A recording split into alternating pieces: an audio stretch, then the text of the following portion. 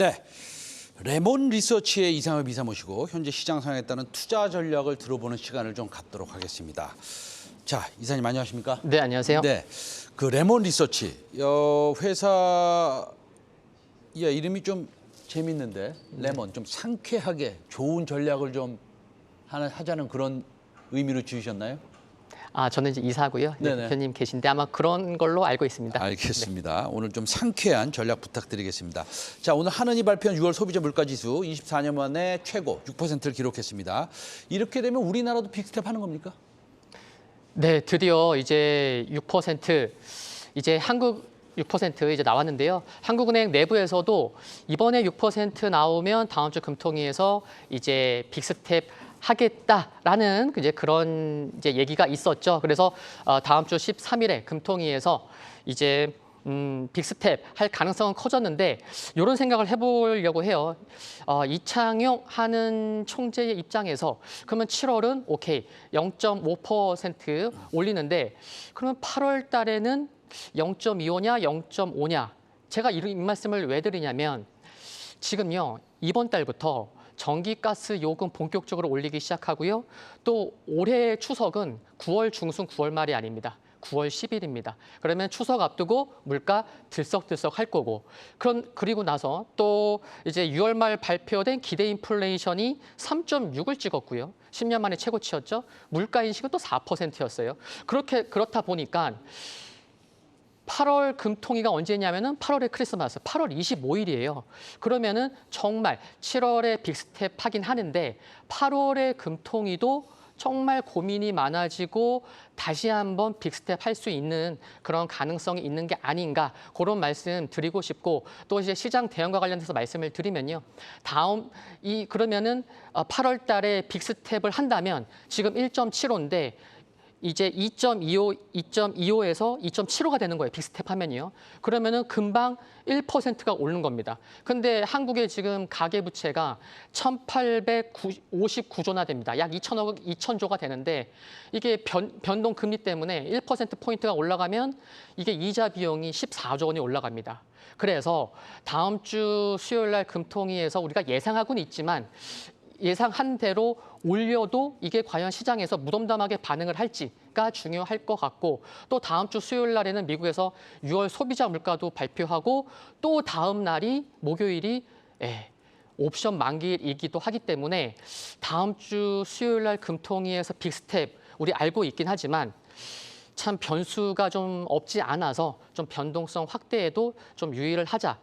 는 것을 뭐 일주일 전이긴 하지만 소비자 물가 지수가 또 높게 나와서 한번 말씀드려봤습니다. 네, 근데 이제 우리가 빅스텝을 하게 된다면 사실은 한미 금리 역전 현상이 어느 정도 해소될 테고 그렇다고 한다면 환율에는 조금 우호적으로 시장에서 바라볼 수 있다면 뭐 1,300원, 1,320원 이렇게 넘어가는 것을 좀 막을 수도 있다라고 보는데 그거에 대해서는 어떻게 생각합니까? 네. 많은 분들이 환율 고민하고 계실 거예요. 근데 오늘은 이제 시장이 좀 상승을 해서 참 다행이다 이런 생각도 갖고 계실 텐데 1996년도부터 지난주까지 이제 환율 추이를 보게 되면요. 1,300원을 돌파했었던 연도가 총 4번입니다. 1997년 IMF, 2001년 카드 사태, 2008년 금융위기, 올해인데요. 이게 역사적으로 1,300원이 중요한 것을 알고 있는 걸까요? 이게 무슨 얘기냐면 지난달 중순부터 국민연금이 선물한 매도, 환해지를 하면서 하고 있습니다. 그래서 일각에서는 국민연금이 저런 포지션을 취하니까 1,300원이 고점 아니야? 그리고 6월 말에 어떤 하루는 그래 국민연금 덕분에 1,300원 돌파 안 했어. 이런 얘기도 나오고 있거든요. 근데 한 가지 생각해 볼 문제는 정부가 이번 1분기 때 환율 방어를 위해서 사용한 자금이 83억 달러, 약 10조가 넘습니다. 작년 하반기, 3분기, 4분기, 올해 1분기까지 합치면 무려 200달러거든요. 그러면 200달러의 환율, 외환보유고 줄어든 셈이죠. 오늘도 6월 외환보유고 나왔는데 무려 96억 달러 줄어들었거든요. 1분기에 83억 달러 줄어들었는데 한 달 만에 96억 달러예요. 그래서 말씀드리고 싶은 상황은 국민연금에서 좀 이렇게 플레이를 해서 1,300원이 고점일 수도 있지 않나 그런 생각은 조금 아니하지 않나. 그래서 국민연금만 믿고 1,300원이 돌파 못한다라고 생각하기보다는요. 지금 환율이 또 그 상승할 요인이 또 적지 않기 때문에 오늘 시장만 놓고 보면 조금 그래도 1,300원 뭐 돌파 안 할 것 같은데라고 생각할지 모르겠지만 그래도 1,300원 돌파 가능성도 좀 이렇게 유연하게 열어두는 것은 어떨지 그것도 좀 말씀드립니다. 네, 미국으로 한번 가보겠습니다. 환율의 문제도 있고 우리나라의 금리 인상과 미국의 금리 인상은 맞물려 있기 때문에 다음 주에 발표될 미국 소비자 물가지수 역시 초미의 관심사입니다. 아마 이게 정점을 찍고 내려오게 될지 우리가 좀 기대를 하고 있는데요. 그다음에 미국 금리 인상도 75bp의 자이언트 스텝의 확률이 조금은 줄고 있습니다. 75bp의 인상의 확률이 크긴 하지만 줄고 있다는 것에 대해서 조금 우리가 신경을 좀 쓰고 싶다라는 말씀 드리고 싶지만 우리 이상엽 이사님 어떻게 생각하십니까? 네, 지금 말씀하신 그 두 개 상당히 중요한 것 같습니다. 참 이번 주만 놓고 보면은 고용 중요합니다. 지금 미국의 5월달 실업률이 그 3.6%거든요. 20년 2월에 3.5% 역대 최저 수준이어서 고용 참 실업률 괜찮아요. 실업률이 또 이렇게 낮기 때문에도 연준에서 금리 또 자연스럽게 또 자신감 갖고 올릴 수 있는 거고요.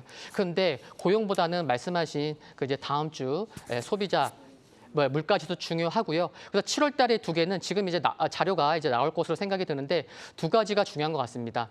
다음 주 수요일에 발표되는 6월 소비자 물가지수 하나, 그리고 그 2주 후에 그래서 7월 말, 정확히는 7월 28일 날 발표되는 2분기 GDP 확정치라고 생각을 합니다. 그래서 지금 자료를 보시면요, 지금 분기별 미국 GDP 성장률 추이가 먼저 나오는데 1분기 확정치 나왔죠. 마이너스 1.6 찍었습니다.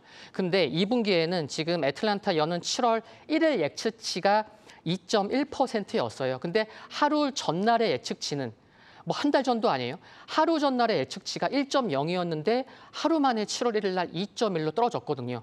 그러니까 7월 28일 확정치가 발표되기 전에는 정말 예측치 2.1 나올지 더 안 좋을지 모르는 거예요. 시장에서는 가장 좀 싫어하는 게 시장은 이제 불확실성이잖아요. 근데 좀 그런 우려가 있다는 거 그거 하나 말씀드리겠고, 그리고 이제 다음 주에 발표되는 소비자 물가지수 지금 이제 추이 보시면은 8.6% 찍었습니다. 5월 소비자 물가지수가 41년 만에 최고치였고요. 근데 요게 보면은 이제 연말로 갈수록 좀 이렇게 증감이 좀 이렇게 떨어질 수 있는 확률이 있는데, 요게 이제 FOMC 7월 마지막 또 27일 날 FOMC가 있잖아요. 그래서 제가 지금 말씀드릴 수 있는 거는 요 소비자 물가 지수가 FOMC에 영향을 미칠 거고, 또 2분기 GDP 확정치가 8일인데 27일이 FOMC가 있어요. 그러니까 FOMC랑 또 2분기 GDP 확정치가 하루 차이로 있기 때문에 7월 말에 또 좀 이렇게 변동성이 커질 수 있는지도 오늘 7월 초니까 이 두 가지를 말씀드리면서 7월 말에 또 변동성도 커지는지 좀 확인했으면 하는 바람으로 말씀을 드렸습니다. 네. 사실은 FOMC와 금리 인상, 그다음에 QT 이런 것들이 약간 후행적인 액션이기 때문에 우리가 조금 더 선행적으로 지표가 과연 증시에 어떤 영향을 미치는지에 대해서도 면밀히 좀 살펴봐야 될 것 같습니다.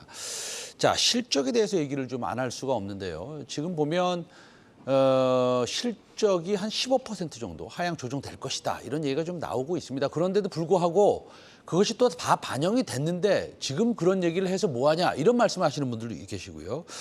어쨌든 내일 모레 삼성전자의 잠정 실적 발표가 있을 예정인데 뭐 어떤 의미를 좀 부여할 수 있겠습니까? 네.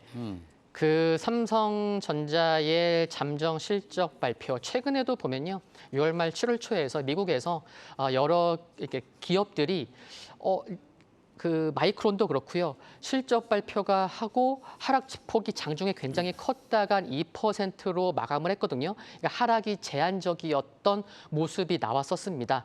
그래서 그런 것들을 봤을 때는 실적이 우려돼서 하락한 기업들이 실적 발표를 함으로 인해서 좀 하락이 제한적일 수 있지 않을까라는 거 한번 생각해 볼 수 있겠는데, 이 삼성전자뿐만이 아니고 이제 본격적인 어닝 시즌에 돌입하다 보니까 제가 말씀드리고자 하는 것은 이 어닝 시즌에 이렇게 임하면서 매매할 때 좀 이런 것들은 주의하셨으면 좋겠다, 유의했으면 좋겠다, 그런 것들을 좀 몇 가지 말씀드리려고 합니다. 첫 번째는 지금 이제 첫 번째 실적이 우려되었던 기업들이 이제 실적 발표하고 하락이 제한적인 모습이 나올 수 있어요. 그러면은 이제 바닥 찍은 거 아니야라고 바로 사는 게 아니고 향후 이 종목이 모멘텀이 있는지 없는지 유무를 확인하고 접근하자라는 거. 그리고 두 번째는 주가가 하락한다고 무작정 매수하자. 그거는 아닌 것 같습니다. 차트가 전저점, 다중바닥 있으니까 하락하고 있는데 이 말씀을 왜 드리냐면은 하락하고 있는데 특별한 이유는 모르겠어요. 그런데 실적 시즌이다 보니까 하락하니까 혹시 지금 이 하락하고 있는 기업이 2분기 실적이 안 좋지 않을까 그런 우려를 반영해 가고 있을지 모르기 때문에 그냥 하락한다고 무작정 사지 말자라는 거고요. 또 세 번째는 이제 어닝 서프라이즈랑 어닝 쇼크 이 두 가지를 함께 말씀을 드릴 건데 이미 알려진 어닝 서프라이즈 예상된 기업들이 많아요. 실적 좋다고 하지만 지금 최근에 꺾인 기업들 많잖아요. 그래서 좀 최근에 좀 혼란스러운 분들도 많으실 텐데 어닝 서프라이즈 예상되는 기업들이 실적이 좋다고 할지라도요. 진짜 중요한 거는 예상치보다 안 나오면 그게 또 하락 요인이라는 거고 또는 실적이 잘 나온다고 하더라도 야 피크아웃 아니야? 그런 우려감이 있을 수 있다는 거 조심하셔야 되겠고요. 반대로 어닝 쇼크 같은 기업들은 실적이 안 나왔어요. 그러면은 이제 재료 노출이 된 거니까 반등 이제 가능성도 있겠지만 중요한 거는 향후 가이던스 전망을 꼭 확인해 보자. 안 좋게 나왔던 기업들은 또 안 좋게 나올 수가 있다는 거. 그리고 이제 마지막으로는요. 최근에 시장이 워낙 혼란스럽기 때문에 참 수많은 열심히 일하시는 애널리스트 분들의 그런 전망이 정말 오차 범위에 들어오는지 그래서 참 시장이 혼란스러울 때는 애널리스트 분들의 그런 전망조차도 조금 신뢰도가 좀 낮은 게 아닌가 그런 것도 감안해서 기사도 접근하시고 매매 임하시는 게 좋지 않을까 그런 말씀 드리고 싶습니다. 네, 마지막 질문 좀 드리겠는데요. 일단 미중 관세 철폐 얘기가 나오고 있어요. 다음 주에는 정말 그 뉴스가 나올 수 있을 것 같다는 생각이 좀 듭니다. 네. 그러면 수출 관련해서 사실은 조금 우리나라가 수혜를 볼 것 같은데 어떤 섹터나 어떤 종목 이런 거 좀 우리가 신경 써서 좀 공부해야 될 만한 섹터가 좀 있을까요? 네, 그래서 이제 제가 자료도 이제 준비해 봤는데요. 참 이게 전기전자 쪽이 안 좋더라고요. 좀 살펴보면은 이제 상대적으로 이제 전기전자, 철강, 석유화학, 석유 제품은 좀 힘들어 보입니다. 최근에 정경련에서 조사를 한 부분인데요. 지금 나오고 있는데 근데 상대적으로 일반 기계, 선박, 자동차 차부품, 바이오 헬스 등은 양호할 수 있다는 점은 참고하시면 좋겠습니다. 그리고 이제 자동차 차 부품에 이제 관심이 많으신 분들은 최근 유럽에서 발생한 이제 배출가스 이제 관련 이슈나 또 국내에서 이제 내일인 것 같아요. 이제 4년 만에 이제 파업 초읽기 이제 이슈 등을 좀 지속적으로 팔로우할 필요가 있다는 말씀을 드리겠고요. 그리고 또 한 가지는 이제 수출도 중요한데 그럼 참 이렇게 어떤 전략이나 새로운 아이디어는 없을까? 그거 이제 한두 가지만 좀 말씀을 드리면 하반기에 좀 경기 둔화가 이제 좀 더 강화될 수 있음을 감안하면 경기 민감도가 상대적으로 낮은 음식료 업종 관심이 필요할 수 있겠고요. 또 여름에 겨울을 준비하는 역발상의 관점에서 최근 주가가 많이 하락했기 때문에 연말 배당을 노리고 분할 매수 관점에서 고배당주를 접근하는 것도 어떨지. 왜냐하면은 세계 경제 성장률이 지금 3.6 더 낮아질 수 있겠지만요. 미국이 2.9, 연준에서는 1.7 얘기하는데 앞으로 6개월간 투자해서 3.5%에서 4% 이상의 배당률을 얻는다. 그러면 어떤 분들한테는 이게 또 좋은 아이디어가 될 수 있겠다는 것도 참고하시면 좋을 것 같습니다. 네. 배당주에 대해서 말씀드렸고요. 배당주 중에 5% 넘어가는 종목들이 꽤 있어요. 골라보면. 네, 정말 은근히 또 많더라고요. 네, 은근히 좀 있습니다. 네. 오늘 레몬리서치의 이상엽 이사 모시고 현재 시장 상황에 따른 투자 전략 그리고 환율에 대해서도 좀 체크해봤고요. 오늘 말씀 감사합니다. 이사님 다음에 또 뵙겠습니다. 네, 감사합니다. 예.